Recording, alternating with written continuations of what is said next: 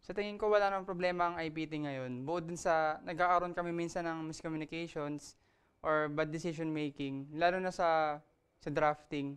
Tulad ng mga nakarang laban na parang nabigla kami sa pag-pick lang ng ganitong champion. Then marirealize namin na hindi pala dapat ayun yung pipick namin.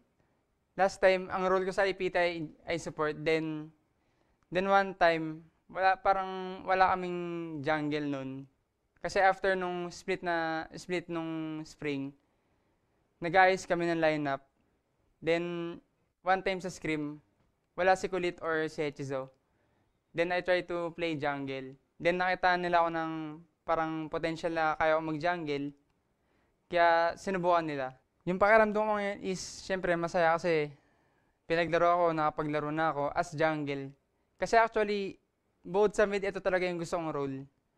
Na ito talaga yung gusto kong gamitin. Ito talaga yung na-challenge ako. Ito talaga yung gusto kong ma-experience. Kaya saan na showcase ko pa lalo yung talent ko sa pagja-jungle.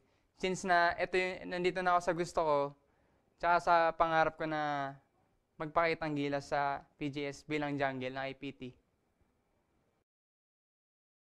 And we'll see, ladies and gentlemen, kung makakapagpakitang gilas nga ba si Ivaliz dito. Ladies and gentlemen, to our summoners, we welcome you back here at the Pro Gaming Series Summer 2017. We are on the second day of our third week, and we're going to be your shoutcasters. I am Shinbu with a 1 for an I, and my partner here is Archie at your service. Ladies and gentlemen, we just came in from the conclusion sa schedule natin of the match between Team Manila Eagles versus Infused Esports. Grabe. Man, oh man, I'm so happy for TME right now.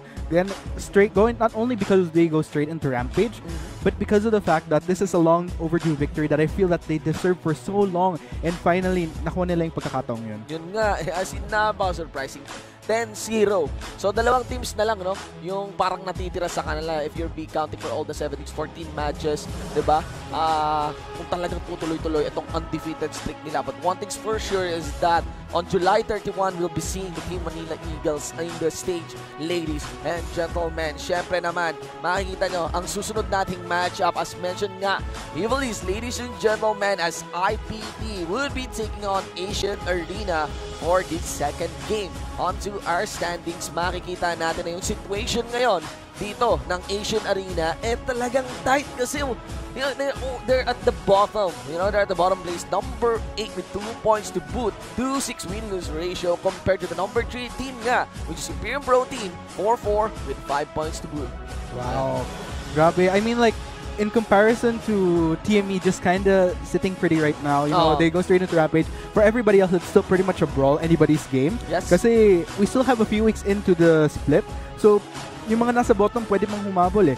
So, every single game counts, lalo itong for ACA and IPT. IPT right now, they're actually in a more comfortable position in comparison to ACA. That is true. So, tingnan natin kung ano mangyari mamaya. Ito na yung classic scenario na naman tayo dito sa playoffs natin na parang yung natitirang mga slots na naman ngayon yung pag-aagawan nung natitira ding mga teams yan. Siguro ng 7 teams natin dito, ladies and gentlemen. But as you mentioned, napaganda na ito for IPT at isang napakagandang balita din para sa mga summoners natin, sa mga working summoners natin dyan. Do take note that on July 1, we'll be having the Summonership After Work Hangout event. Free starter codes, merchandise, and a 40,000 RP prize pool will be given away onto mini-games that is on G1 Gaming Cafe sa Guadalupe. So, ayan.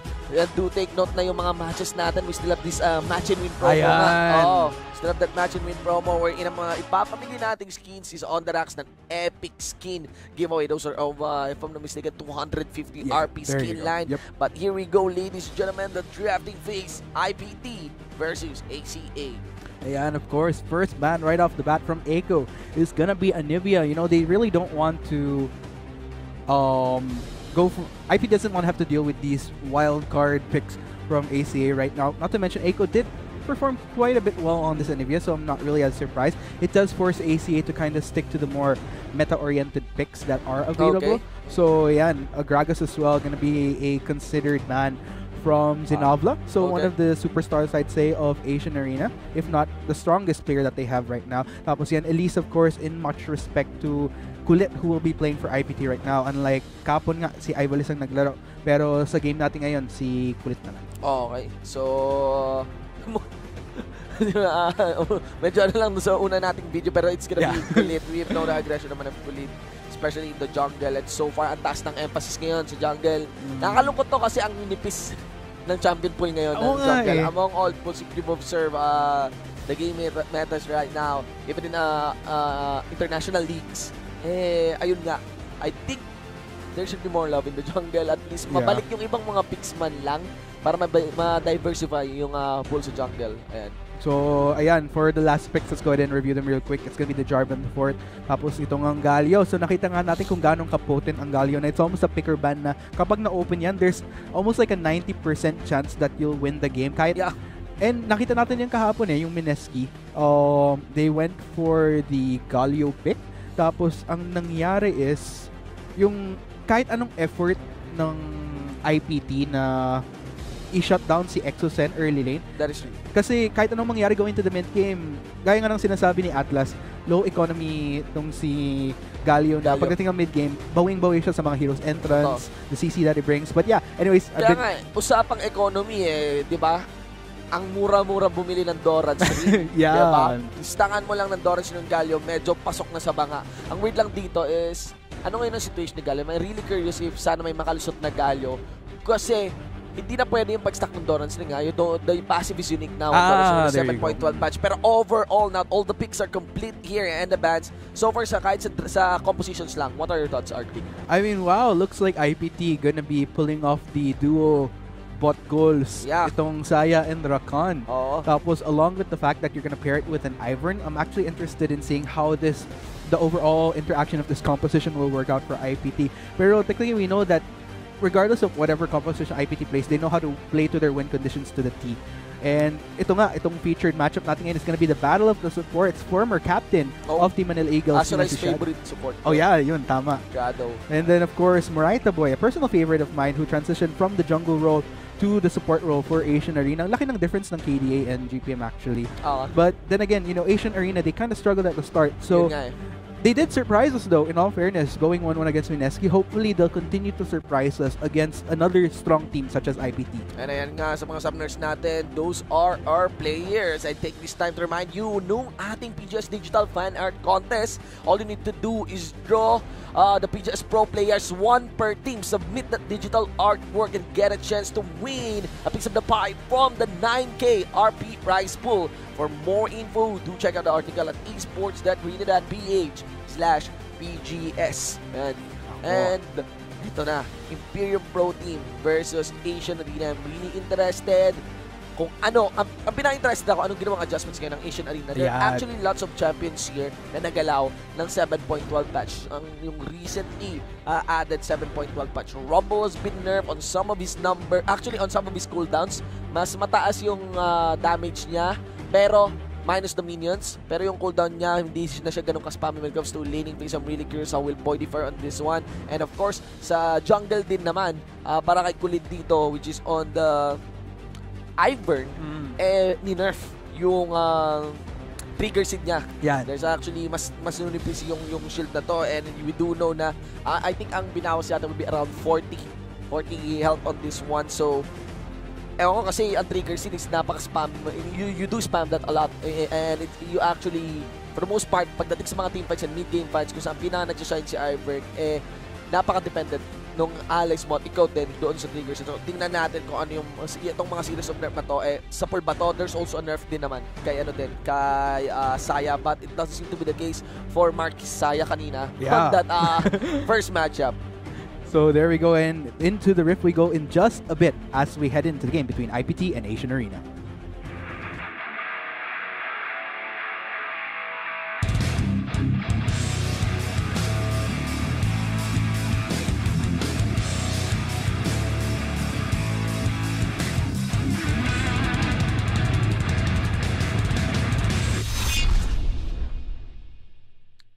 Ladies and gentlemen, once again, we welcome you in the Summoner's Rift. This is the first game on the second match of today's episode for the second day of the third week of the Pro Gaming Series 2017 Summer, powered by Baku's Energy Drink. Who do you think will win? Will it be Imperial Pro Team or will it be Asian Arena? Oh man, this is gonna be a very interesting matchup nga dito sa labang to. So, I'm really interested, gaya nga ng sinasabi ko, I'm interested in seeing if ACA can pull off the same surprise that they did against Mineski right here. Again, IPT, this is another one of those strong, consistent, and consider kong parang big three ng PGS right now along with AEX and Mineski. And given the composition that they have, like I mentioned, I'm really interested in seeing the overall interaction that this composition has. Yun nga, yung duo bot goes ni Rakan and then insert that with an Ivern at the same time. Indeed. So, yeah, I mean... Actually, considering Rakan's kit on this one, yung effectivity niya, kasi... So there's an impression na malakas na support si Rakan. The interesting part about Rakan is that nung kinonsider siyang malakas na support was because of the reintroduction of the melee supports. Dati kasi offensive supports tayo, 'di ba? Yung the times of Malzahar, Zyra, mga ganyan. Pero nung nagkaroon ng mid-season update, medyo pwede nang bumalik sila Tres ulit, tsaka sila Brom. Tapos sakto rin, doon napapansin si Rakan because the quickness scales heavily on melee champions. Ayun kasi. So, talagang madali mong nadadaanan yung mga melee champions. And that's the big question, if makaka-quickness ka nga ba sa tulad nila Ari, nila Lux, nila Caitlyn dito, and even Karma. Because even before you enter that fight, although there are lots of gap close para kay Rakan, ay baka maparusaan ka. Ayun lang naman. Tama. Actually, I like that you brought that point up kasi that being said, IPT has to play this game in a way na they have to coordinate well na para they could layer the CCs properly to shut down ACA from backing away. So they have to pull the trigger first technically. Pero I actually like the combo that I'm seeing here now that you mentioned Rakan's kit. So the quickness going into, if you could follow it up with the continuous knockups from Daisy, then that would actually make a great combo. Tapos there's actually some very low-key CC dito in the form of Syndra stun, and then you have the single target basic attack stun from Renekton as well. So again, it's one of those scenarios wherein this is actually a complicated composition to pull off unless you're well-versed team. And of course, what better team to execute this than IPT? Yeah, siguro isang delegation dito would be with all your crowd control. Kasi cannot be denied mas maraming crowd control dito ang IPT. Lock down someone. Yes, and it would be very rewarding to lock down someone. Actually, mabagsakan mo lang ng dalawang crowd control ang isang tulad ng Kha'Zix o ang isang tulad ng Ari. Ayun, diba? There's a good reward on it. Ayun, kasi this kind of champions relies heavily on mobility. And actually, napansin ko lang dun sa top lane. Indeed, makikita mo how Suzaku is actually shoving Boy D here despite spamming that Flame Splitter, and that is because of the nerf on the Flame Splitter fire. Muli na naman pagdating sa minions. And I gotta hand it to IPT as well. Because like I mentioned, they're one of those teams that could pull this composition off. Lalo na if you're gonna look at Asian Arena, but the situation here in the mid lane, Echo goes so low. Force a flash out after the jumping by Zainabla, and Zainabla with flash in as well, knowing that he can make the kill and cut down this tree. Iblis will be the first blood taken in by Zainabla. Oh man, they definitely smelled blood kay Echo dyan, pero because of the fact, the surprise element that Zainabla was in the neighborhood, eventually getting the kill, reversing it onto IPT. But looks like we have another fight. May makakuha ang kill dito si Renekton. Isang tira na lamang, one flash out, plus the shield as well. Grab shield, save Boy D. Hindi pa nag-flash nun si Suzaku, no? Knowing na hindi ginagamit yung Space Core, be risky to dive under turret, knowing na nagamit mo na rin yung slice and dice mo. Definitely, and looks like the teleport will be pushed by Boydy here to make sure that he gets back to lane right away kasi medyo nahuli nga siya technically sa CS right off the bat within the first few minutes. You're support main, no? Yeah. Arctic. So far, sinong ni-spam mong support ngayon? How's the status right now? Oh man, I mean, it's so interesting right now kasi admittedly, the previous meta wherein the mage supports was actually much more of my element, but because of these melee champions coming back, medyo bumabalik nga ako sa awkward position na mahirap. But I gotta admit, mahirap siya in the sense na you really need high mechanics to pull these melee champions off because there's a lot more, because positioning is important. Talagang galaw mo na rin yung melee support ngayon. Yeah. Dito, there's a knock-up now on the Zainabla. No idea that he is spotted by the ward there. And IPT, man from their patience, no, hindi sila nataranta na may Kha'Zix dyan. Sige, akong bahala dyan, tayong bahala dyan. Meanwhile, Hades was in kill range, ah. Yeah. And what happened? He still kept the double buff.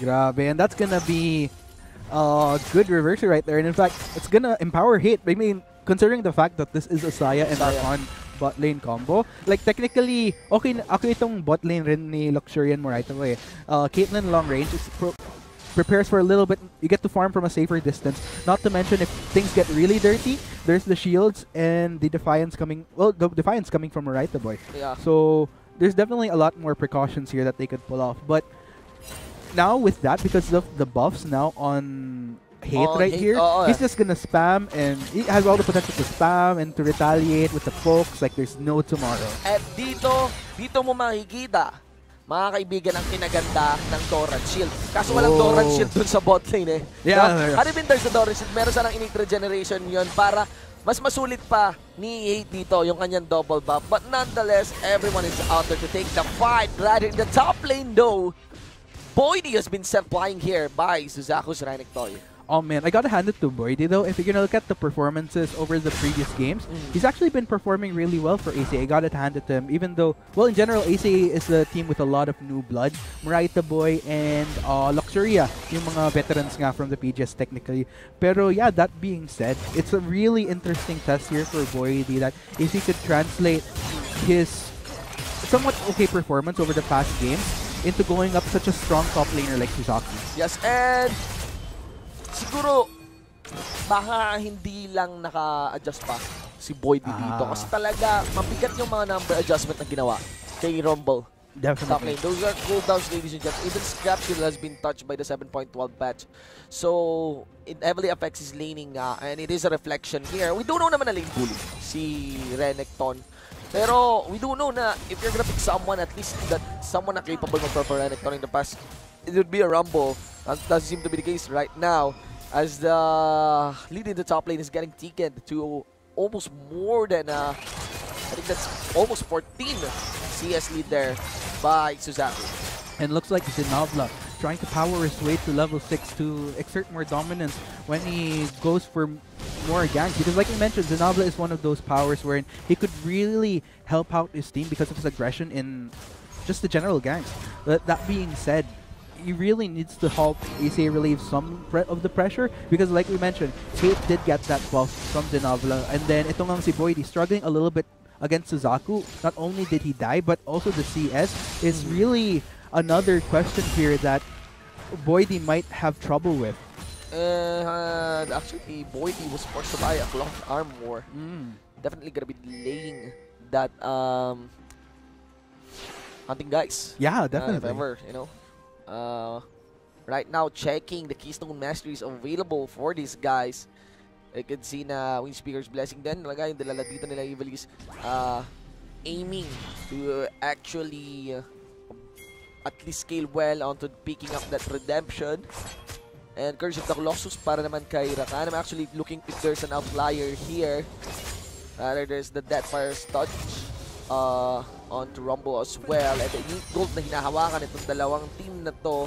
Pinakamalaking deficit. Actually, kung tinignan mo, Zaynabla has a 500 lead against Ivali's. So that's one. Yun yung pinakamakapal na hold that, pinakamakapal na lead dito would be on Suzaku. Yeah, that's around 600 total. Oh man, it might be tricky actually for Ivali's to try to get the top lane gank on because Boydie definitely showing a lot of respect for Suzaku. That being said, he doesn't want to overstep his boundaries ngayon. But no, looks like we're gonna see some action. After the focus and assault, maybe it's time to take the re-engage. But let's see. Dahil napakadaling nakakabalik lamang yung Shadow. You know, pabalik kay Heat. Using Gate of Rakan. I love the patience here coming from Ivali's. You know, they really know that they could bully Boydie, but looks like we're gonna see it right now. Yeah, let's see if the dive is on. Who will be tanking the turret? It's gonna be Ivali's holding on to the Daisy, but that would allow Suzaku to be delivered under turret. Getting the kill onto Boydie. Flash away from Shadow. Medyo napalagpas dito si Zaynabla. This tower dive is going awkward. Who will take turret hits? Let's see. One from Murayta Boy gets the kill from the Soul Player here, but Echo is around the vicinity. One Spirit Rush, a perfect charm, amplified by 7.11 patch. but rather they just go for the standard push. Do take note that Light is here. He can actually burst Navla in kill range then. Must be si Moraita boy. You have to check the angle here. I have to be very careful. Very careful indeed. Kasi, charm There's though. a charm. Okay, so inatrasan na lang. Not gonna go for the push. Kasi, seryoso, hindi magandang bigyan mo ng kill si Light dito. Tama.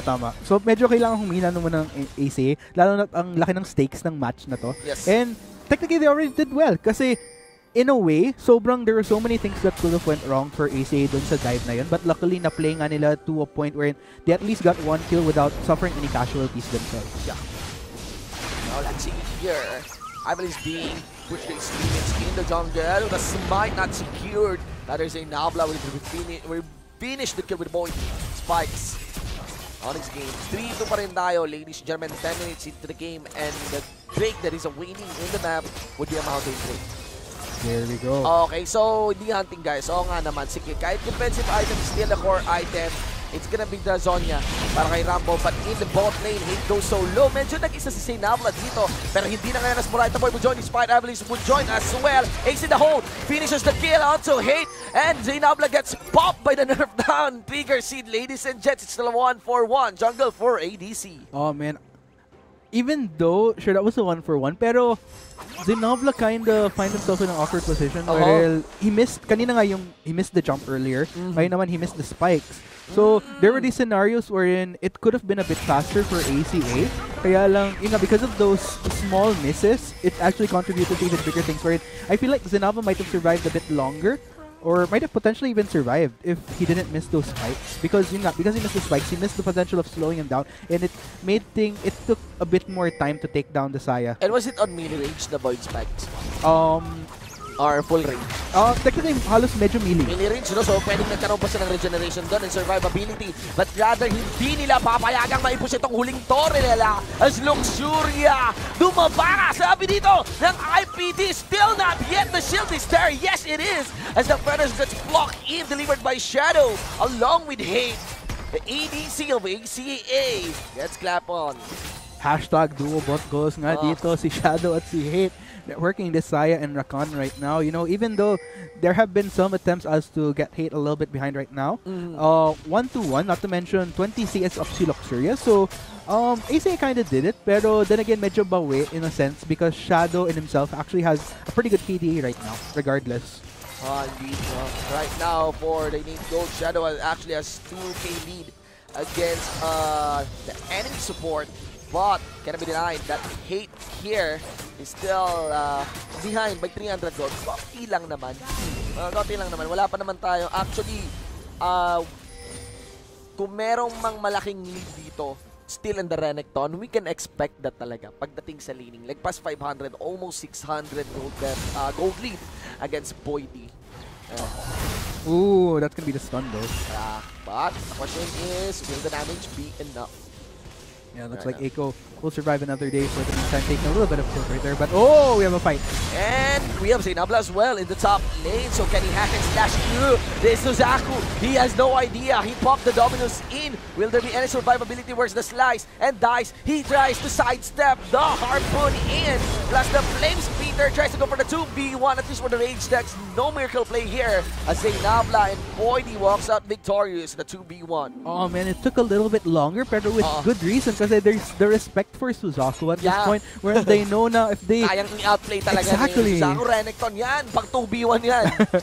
Magulat ka na baka madaw ka. Pero they did juggle. And luckily yung patience in a way paid off for them na they took down Suzaku without suffering a casualty themselves. And they really need these small victories. I'd say it might seem like a small victory, pero sometimes you have to capitalize on that to make sure that you're still on even footing with the enemy. Okay lang yun. Kahit small victories. Kahit, panyari, naglaro ka ng rank. Tapos kapag nanalo ka, plus 9 LP. Rap. Tapos kapag natalo ka, minus 20 LP. Oh man. Okay. Sanay na tayo dyan. Small victories, big defeats. Mga summoners. May pinaghuhugutan, no? Oo nga, parang medyo ramdam ko nga. Nagre-reklamo sa rank. Pero yan, tingnan natin kung gano'n na magiging kaso dito sa ACA na small victories, big defeats. Big check comes in. And Moraita boy, can he survive? The shield is there to sustain him. And everything is made awkward here by the brush. But look at Surya. He's getting all the free hits. He has a vision from the ward. May vision ba yun? Kung yung brush na yun nakakonect dun sa brush mismo ni Ivern. Yeah, Hindi ko I think alam so. mga kaibigan, but I think so too because he's taking hits really. And Luxur's is scanning away, but it seems that IPT would, come out victorious for this fight. He cannot land the last hit on Shadow, baits him in, and Shadow would still survive. In the end, it's still a 3-4-1 exchange in favor of Imperial Bro Team. Oh man, this is IPT. Ito, nagpapakita sila ng dominance nila sa game na to. And slowly, they're making their way. Yung itong mga kills. They might be not as big right now, but I feel the momentum coming from IPT. Yeah. And at this point, ACA definitely has to be a little bit more proactive and they have to play these clashes a little bit more smartly. But here we go, we have a fight. At least to open the mid game in their favor. Right now, I'm seeing a turret getting destroyed here, but it is the replay. Let's see it. It's pretty messy actually. So I think there was the protection here. They think ACA might have thought that they would be safe in this brush fight, but then again, at the end of the day, kung titingnan mo nga, there's a lot of low HP members from IPT here, but because of how well IPT kind of juggled this out, ACA in response, they kind of whittled down eventually. And that being said, IPT only suffered one casualty in that fight, wherein it almost seems like a lot of players could have gone down. And I'd give it to Shadow. He limit full use yung capabilities ng isang Rakan, lalo na kapag pinares mo to kay Saya. Yeah. Go in quick, go back quick. But right now, mukhang natutulungan na ng kasama ni Boy B. And yung lane niya mismo as pangalawang beses na to na napabagsak si Suzaku once again with the aid of his allies. But up to what cost, it would allow 3 members of IPT make that 4 members to take on this outer mid lane turret. I love how AC is kind of being proactive as to make sure they get trade-offs kahit hindi as equal yung trade-off in comparison to how much IPT is getting out of it. Pero nonetheless, at least andun yung aspect na hindi nagpapahuli si ACA masyado. That is true. Hindi, sa ganitong sabayan, hindi mo mapapansin, hindi mo maiisip na this is a bottom team. Yeah. Facing champion caliber team. Tapos kung titignan mo yung goal difference, sobrang equal pa rin actually. In fact, equal ngayon. So, I gotta hand it to ACA. Like, it might seem like they're struggling, pero it's because of the small trade-offs wherein they're actually still pretty much in the game against IPT. And because of the kills na nakuha din ni Aiko, 2-0-1, he actually has a 1k gold lead against Light. Interestingly, hindi natin araw-araw nakikita na si Light behind sa laro. Yun yung pinakamalaking part ng gold lead dito. Whoa. The next part would be on Shadow. He has a 900 gold lead compared to Moraita Boy. The power of Arakan. And I kind of like how Zinavla is proactive across the map. It might seem like he's not having the best time, 133 on the Kazakhs. Pero that being said, he's actually one of the reasons I definitely feel that why ACA is up to par right now. Because of kung halata naman sa assist if you're gonna look at his assist, he's actually the reason why the other members are still getting kills across the map. Kasi if he wasn't this proactive, if you're gonna compare him to other junglers in the PGS, sobrang mahuhuli tong ACA Pero again, Zinavla really showing why he's such a key component to what makes ACA work as a team. And it would be big if he managed to complete this Black Cleaver for this fight. Kasi bulong-bulo si Luxuria. I miss these days, Luxuria, in my opinion, is one of the good ADCs. Actually, na pwedeng ipagmalaki ng bansa din natin. Ayan. So, right now, let's see anong situation natin sa mapa. Side lanes are open against IPT. It would be intuitive for ACA to actually invest vision around the mid lane. There it is! The Spirit Crush. Okay, ultimate burned. Do you think may ultimate ba dito si Light? Actually trying to target Shadow. Pero ang hirap nito kasi walang may gusto lumapit sa damuhan ng IPT. That's tricky, no vision. So they need a ward, actually. But can they make it? Rather, dinapatan nila yung damuhan. Susunugin nila ito using the equalizer, but they still need to make work of this outer mid lane turret. Here comes Light. He's aiming for a stun. Did not click onto anyone, but still there's lots of damage coming in from Hayne. And a flash mula kay Suzaku onto the 3 members. Make that 5 members of ACA as they get slayed one by one. 19 minutes into the game, and a triple kill for Hayne. An ace for Imperium Pro Team. Oh man, I think ACA got a little bit I think they overstepped their boundaries a bit. You know, if anything, they should have been content with just that third take. But if you notice, they tried to really go for hate here, and they actually did get him. Like if you saw, Zainab actually went for the flank. Yes. But that being said, that fight was so prolonged that it eventually just swayed in IPT's favor because it was in their court. They had the advantage of terrain right there. Yes, yes. So, oh man, grabe talaga. IPT. This really again, this is another reason why we consider IPT one of the top teams. They really know how to capitalize on Yes, mistakes. let's check the replay. Yeah, so ito nga yung sinasabi ko. So at that point, AC really committed to that fight that if you're gonna notice, IPT has all the resources to just retaliate so hard. ACA was caught in such tight spaces that at this point, it was just fancy footwork, lots of damage from Hate na even though he went down, still mission accomplished. He earns on top. And wait, hold on, son. Another fight. All out. Walang atrasan doon. Doon sa blue side, re-engage from the Spirit Rush. And still, Shadow managed to walk away. Nakalapit siya sa kanyang baby na mula kay Saya. Return damage here. Can they make an engage? Where is Boydie? Equalizer. Konting segundo na lang. Maibababa niya kaya ito. Puts na the slow on to Suzaku. And also Light. Can they make the chase? But still, there's too much. No alter bottom lane turret. But ACA wouldn't want to face check. Ayaw nila sa damuhan ng IPT. And again, going back to that fight in the mid lane, mapapansin mo kung saan nanggaling si Light tsaka si Suzaku. Walang vision doon. Yeah. Yun yung napaka-kilos doon. Aiming to force push a mid lane after the brushes. Masyado silang nag-focus, diskartehan yung brushes. Hindi nila nabantayan yung bandang kanan ng vision man lang kasi that is one of the worst thing to see behind your back. A crocodile. Imagine, you know, na naglalakad ka sa kalsada paglingon mo sa likod. Kahit tayo nag-shoutcast tayo ngayon, tapos may, dito. Diba, may buhay sa likod, kung di ba naman tayo tumakbo, diba? Yung mga thematics talaga, tapos may damuhan pa. So, that's a very ideal fight for IPT. Allowing Suzaku, Renekton, one of the worst thing about Renekton is that he can easily be kited. As long as you have an idea where Renekton is, he is basically useless. Pero as long as nakadikit si Renekton sa targets niya, then that's where he do his job. I think what's really interesting about ACA here is if you're gonna notice their trinkets all across the board, they're actually oracles. Oracles nga. That being said, it's interesting kasi, denied yung vision, pero at least tapatan nila ng control wards, which is ngayon binibili na nila.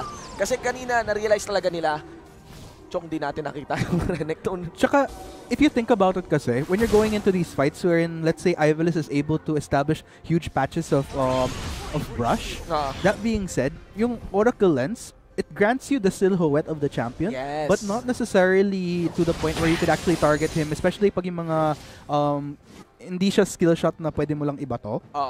Like yung mga auto attacks, for example, you really have to click on the champion itself. It denies the auto attacks. Pero ang maganda kasi dito, actually 5 sa kanila. Lahat sila, meron silang skill shot na as long as they have an idea nasan yung kalaban, sige, ibabato lang nila yan. There you go. Orb of Deception, Peacemaker, you got the Soul Flare ata from Karma, if I'm not mistaken. You also got the Void Spikes from Kha'Zix, and of course, the Harpoons and the Flame Speeder mula kay Rumble. That being said, ACA just has to be a little bit careful na when they do go for skill shots, yung hindi yung masyadong parang face check-ish na baka sila yung, it turns the tables na IPT bigla. Baka silang mabigla. Oo, kasi may rakan. Yun yung problema. Like, lalapit ka sa damuhan, tapos may lalaking, yayakap sa'yo bigla. That's rakan, ladies and gents. And hindi magdadalawang isip yan mag-dive sa team nyo. Kasi ang daming escape mechanism ni Rakan. I feel like it would have been okay na, ayan, actually, I think, there we go. So, nag-control ward, may control ward pala, may scrying pala rather. From si Subteria, but here we go. Spot of flash has been burned. Where is that? I think that's from Shadow muli. Oh, very interesting. Napa-flash si Shadow doon. Okay, instead of maybe burning the quickness, he's gonna be saving that maybe for the crowd control. Rakan has been charmed, as always, ladies and gents. But of course, there's 4 members. Ang malaking tanong is nasaan si Suzaku. Good thing he's kept busy there by Boydie. Brody. And here comes more right up Boy. First the flash away. And I think I've seen Hey, did he use his ultimate? No, hindi kailangan. Only uses the Q for that one and removes 1 member of ACA in this mid lane. Oh man, this is so tricky for Sinal. If you guys notice, during these clashes, he's actually finding ways to go for flanks, try to get pickoffs. Oo. Pero if you're gonna look at the composition of IPT, they actually have quite a number of shields right now. So medyo tricky na to actually for Zinable, lalo pag naka-group up tong IPT. But looks like IPT heavily going for the offense. And that's how you counter the equalizer. Drop the redemption as well. And yeah, I mean, this is so interesting because IPT at this point, Zinable has to be really patient if he gets even. Ito yung tricky part eh. He needs to get lucky to an extent na one of the members of IPT just kind of strays away from the pack wherein he could actually get the pick off. Pero yun nga, until such time that happens, because of, yun nga, gaya ng sinabi ko, when they're grouped up, they have the shields coming from the Ivor, and they have, to an extent, protection as well coming from champions such as Rakan, and then Suzaku just having a ball on this Renekton right now. So, it's kind of reminiscent of the game that IPT had yesterday rin. Okay. Na ito ring si Ivlis actually was on the Kazakhs. It came to an extent wherein hindi siya basta-basta nakaka-assassinate din. So, this is one of the tricky parts when you're running a Kazakh talaga. When there's such protection in the composition of your enemy team na yung assassination potential. Hindi ka basta-basta makakapag. Yeah. You don't get the bonus. A lot of stuff is denied on Kazakhs. There you go. Kapag yung kalaban mo, hindi nag-iisa. Ayan. Buti pa sila hindi nag-iisa, no? And the tricky part here is, gaya nga na sinasabi, I've been commending how Zinable was proactive to make sure na hindi mahuli lahat ng lanes because he was proactive. That being said, medyo dito nagkakaroon ng complication yung ginawa niya kasi even though natulungan niya yung lanes, ang na-sacrifice dito yung KDA niya mismo, 1, 5, and 3. Pero ito, it's not the case for this Ivern as he is definitely isolated. May backup, Mirakan dito. Boy D is actually roasting! Oh! Jokes to go sana si Hate, pero hindi! As for Raita Boy is the next one to face the counter of ACA and will be counting Sinabla as the next 3 members gone. What is the signal maybe for the Baron? And yes, they will. All they need is maybe the damage coming in from Hate. Tamang shield lamang and heal para kay Hate dito as IPT would be looking to take the first Baron of the game. And there's no way ACA can contest this. They know IPT has the confidence to take this Baron, knowing very well that an Ari and a Caitlyn, the chances of stealing that Baron with just those 2 champions are almost 1 to 100. That being said, with this Baron take right now, it only establishes much more control for IPT. Indeed, ladies and gentlemen, accounting now for the lead here. Yung kaninang patas-patas pa and naging lagpas-lagpas na in favor of IPT. That's a 7k gold lead there of the blue team. And considering I'd give this lead onto Saya, mukhang for this split and maybe specifically for 3GS, hindi na yata dapat pinapalusot ang Saya. Exactly. Napaka-successful ni Saya. Probably if I'm trying to recall the stats here, the champion stats here on PGS Summer 2017. Tapos if you're gonna think about it rin kasi, sure, kasi yung #1 ban champion talaga sa akin kung hindi nyo man gagamitin is the Galio. Saya to an extent, international Galio din. Yeah, exactly. Si Saya, may mga opportunities na pwede nyong i-open if you know probably that if you're gonna look at the team na yung AD carry isn't necessarily the star player for a team. Pero if you're gonna peg it on players such as gaya ni na Marky na sobrang Diyos talaga. Ayun, mga Saya PH like almost. And Hate again as well, another mechanically gifted ADC. Pero let's see what happened here. Ivlis actually used his flash right here. Pero ito, ang interesting dito yung outplay talaga. Sobrang sakto ng timing nung pagbalik ng feathers ni Hate, and then at this point it was just a reversey na IPT toppling onto ACA because ACA went for the attempt. It took a while actually and it didn't emerge to be fruitful for them at the end. Going back on your Saya discussion, so you're mentioning na ang successful ni Saya dito sa PGS, pero it cannot be denied para for the information of our summoners is that circumstantial din yung pagpili ng Saya dito. I think, hindi lahat ng oras pwede kang masaya. Diba? So, ayan, 18-7 tayo ngayon, ladies and gentlemen. And still, IPT is aiming to press this lead using the Baron. This time, in the top lane, inner turret.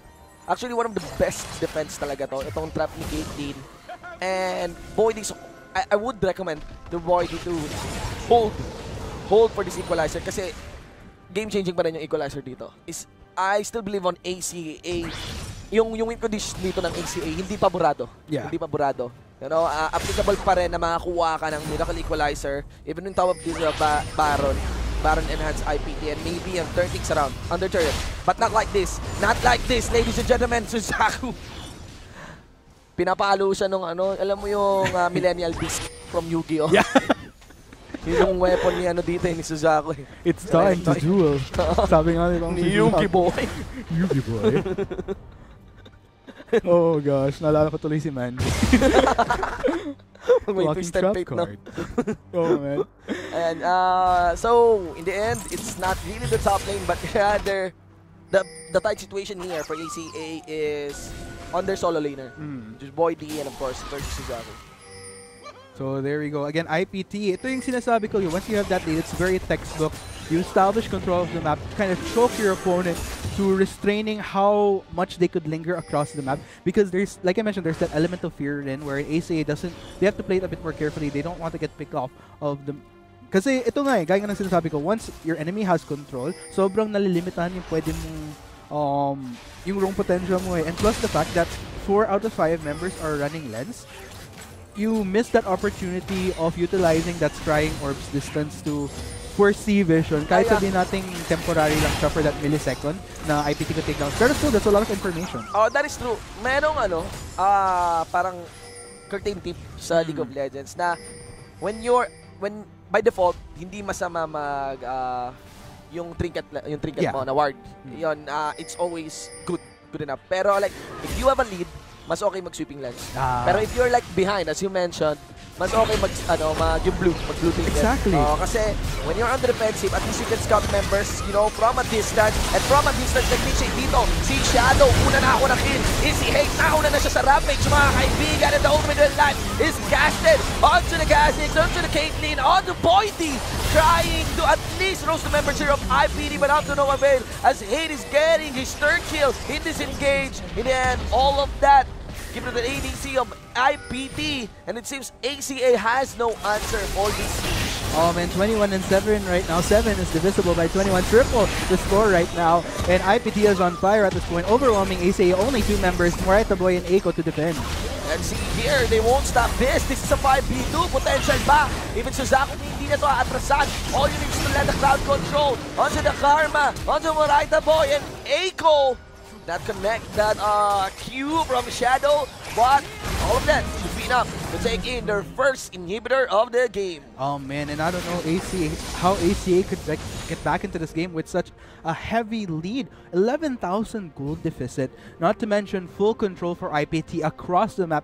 Kumbaga, sobrang narrow ng window of opportunity ng ACA na makabalik sa game. So let's go ahead and check out what happened here. So ito yung problema Luxuria got caught up in such an awkward position na hipit siya.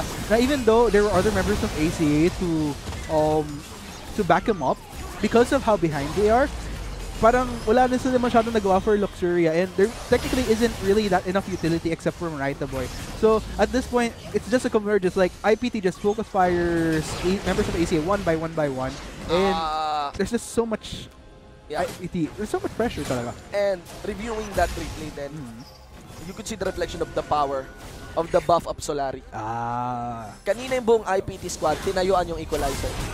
Pero because of the double Solari build-up dito, parang wala lang. Grabe. Well, it cannot be denied na ang unang namatay doon was Luxuria. Ang ideal scenario kasi dito, ladies and gentlemen, para sa ACA is, ayun nga, isa yun. Tayuan ng IPT yung equalizer. Tapos, have the carries get a free hit. Yun. Pero not for this case. Kasi even the equalizer miracle play is now countered by the items here of IPT. Do take note, guys, na ang Iron Solari po, it works really well. It doesn't give a flat shield now. It scales with health. But maybe this one, another miracle play. All Sinabla needs is a vision on this Baron. Another jump. Where is the smite? There we go. Even up to IPT. Evil is indeed nagpapakitang gilas.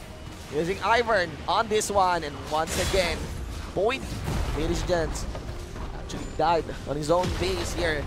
Suzaku rather. Sinako, si Boydie. Grabe. And, oh man, I'm trying to think of ways for ACA. Like I mentioned, yung sobrang narrow ng window of opportunity for ACA to come back into this game. Going forward, like they really have to, because I like the proactive toughness from Zainabla, pero they have to come to a point wherein it's more equal ground, wherein yung mga hindi nasa-sacrifice. Indeed. And this might be the finish. Yeah, the final fight, ladies and gents. It's really curious paano tatapusin. The shields are there. And this is the final inhibitor. Ito yung klase ng tatlong inhibitor na hindi mo kayang mahabol. Another engage mula kay Shadow. The final fight, ladies and gents. Napatalon pa atras si Zainabla dito. Deadly Plumage. Pampawi ng mga players dito rin. Ni Hate. They would walk away. Maybe fight for another day. As they would allow ACA to at least clean up their base and prepare the carpet for IPT to enter into the Nexus. Oh man, at this point, yun, medyo pinatagal pa ng IPT ng konti. Pero at this point, they're just really choking ACA right down to almost hopelessness. Because like I mentioned, because if you think about it, sige, let's put it into the perspective now. We find ways for ACA to get back to this game. Yeah. That scenario is Close to nil. Yeah, kumbaga, for them to come back, it has to be IPT almost going for major slip-ups na, considering, like I mentioned, this is one of the big three teams for me, na that's almost impossible. Na lalo na IPT is in it to win it, na they clearly don't want to encounter any more slip-ups if they want to qualify. It would require IPT to take a bad positioning, not press their core items, not press their skill, and have Hate's PC turn off. Something like that. Exactly. And that being said, I don't know, man. This could be a close for IPT as they go for this last push. Yeah. We'll see the gets, and situation here is yung ganitong klase ng buhay ng next turret by the book. You'd have to take the fight kaagad, at least para magamit niyo yung turret nyo. The turret is gone there, but the first one deleted to the mid laner. Echo, pumalo up si Luxuria dito as one by one. Members of ACA, like Sias Feather, gets blocked off. All they need is to impel all of that onto the Nexus and take their first victory on this second matchup, IPT. Man, oh man, oh man. Very clean game. Definitely. And, you know, I gotta hand it to ACA, especially Zainabla. Like I mentioned, I commend his proactiveness, pero the problem for me was that, gaya ng sinasabi ko, na-sacrifice yung, siya mismo, na-sacrifice yung sarili niya, na if that's the scenario, your other teammates have to step up to make up for that sacrifice that Zainabla made. Plus the fact na, technically, when you're running a Kha'Zix, that's not the KDA that you want. So, siguro if he were a tank, it would be acceptable na ganong KDA kasi at least like it'll give him much more opportunity to just kind of frontline for his teammates na binigyan niya ng lead. ACA is a nice early game then, yeah. Diba? And that's what you'd expect from that composition. So it cannot be denied na ACA can play that composition. Ang isang turning point dito would be yung mid game, yung mid lane fight na yun, kung saan na-flank sila ni Suzaku. And the problem about that Suzaku that flanked them was a Fed Suzaku. Cannot be denied. Yes, malakas talaga sa laning ang Renekton, pero I think ang may kasalanan dito talaga ay si Riot. Si Riot na naman. Wag ba niya hindi kasi I mean for this case, I'm not so sure. I cannot help to think but yung performance dito ni Boyd is heavily affected. Despite ang taas ng damage pa rin ni Boyd dito na, is heavily affected by the touch on Rumble by the 7.12 patch. Yeah, exactly. And going into the next game, I think ACA really needs to rethink their draft a little bit more carefully. I feel like, gaya ng sinasabi ko, we only have a few weeks left into the split because it's a bit more ano tawag dito? It's a bit shorter in comparison to others. That being said, they have to utilize their time to a point na they distinguish what strengths they could work on right now to make sure na they don't get auto-relegated. So work with your strengths, figure out who you should allow to be feeding. Like I mentioned, Zainabla is a key component right here. If you're gonna put him on a carry champion, maybe you should be giving him the kills, mga ganon. Those small considerations. We'll just have to see. I'd put emphasis on vision. Yeah, there you go. Vision and siguro a better composition. Exactly. Yung early game, yung composition na for the early game, pwede sana, okay naman. Pero you don't usually pull that off to IPT. Lalo natin may protection sila from the Ivern. Oo, kasi napaka-solid yung build-up ng IPT. Sayarakan pa lang, alam mong may plano na yun. There you go. Tapos Renekton pa naman yung front line. Ladies and gentlemen, that's it for this first game of the second match. Tutuloy po tayo sa ating second game. Ito ang ating laban between IPT versus Asian Arena. Kami po yung naging shoutcasters for this game. I am Shinbu with the 1 for Ana, and of course, my partner here is Coach Arctic at your service. This is the Pro Gaming Series 2017, summer powered by Bagus Energy Drink. And dyan lamang po kayo, magbabalik kami. Boundaries ngayon. But no, looks like we're gonna see some. After the focus result, maybe it's time to take the re-engage. But let's see. Dahil napakadali nakakabalik lamang yung Shadow. You know, kabalik na yung lead of Wakan. I love the patience here coming from Ivalis. You know, they really know that they could bully Void, but looks like we're gonna see it right now. Yeah, let's see if the dive is on. Who will be taking the turret? It's gonna be Ivalis holding on to the Daisy. But that would allow Suzaku to be delivered under turret. Getting a kill onto Void. Flash away from Shadow. Medyo na palagpas dito si Saynabla. This tower dive is going upward. Who will make turret hits? Let's see, one from Moraita Boy gets the kill from the sole player here, but Moraita Boy, can he survive? The shield is there to sustain him, and everything is made awkward here by the brush. But look at Surya, he's getting all the free hits. He has a vision from the ward. May vision ba yun? Kung yung brush na yun nakakonect dun sa brush mismo ni Ivern? Yeah, Hindi ko I think alam so. mga kaibigan, but I think so too, because he's taking hits really. And Luxus is scanning away, but it seems that IPT would, come up victorious for this fight. He cannot land the last on Shadow, makes him need, and Shadow would still survive. But can they make it? Rather, tinapatan nila yung damuhan. Susunugin nila ito using the equalizer, but they still need to make work of this outer mid-lane turret. Here comes Light. He's aiming for a stun. Did not gonna go to anyone, but still there's lots of damage coming in from Hayne, and a flash mula kay Suzaku onto the 3 members. Make that 5 members of ACA as they get slain one by one. 90 minutes into the game, and a triple kill for Hayden. Pero ito, it's not the case for this Ivern, as he is definitely isolated. May backup, hirangan dito. Boy, he's actually roasting. Jokes to go sana si Hayden, pero hindi. As Moraita Boy is the next one to face the count from ACA, and will be counting Sinabla. Defensive, at least you can scout members, from a distance. And from a distance, nag-initiate dito. Si Shadow, una na ako ng kill. Si Hayden, nauna na siya sa rampage, mga kaibigan. And the ultimate line is casted onto the Gasnix, onto the Caitlyn, onto Boydie, trying to at least roast the membership of IPT, but up to no avail, as Hayden is getting his third kill in this engage. In the end, all of that, yun ang pinilake the fight kaagad, at least para magamit niya yung third kill. The third is scanned, but the first one, the leader is the mid laner, Eiko, pumalawap si Luxuria dito, as 1 by 1. Members of ACA, like Saya's Feather, gets blocked out. All they need is to impel all of that onto the Nexus and take their first victory on this second matchup, IPT. Man, oh, man, oh.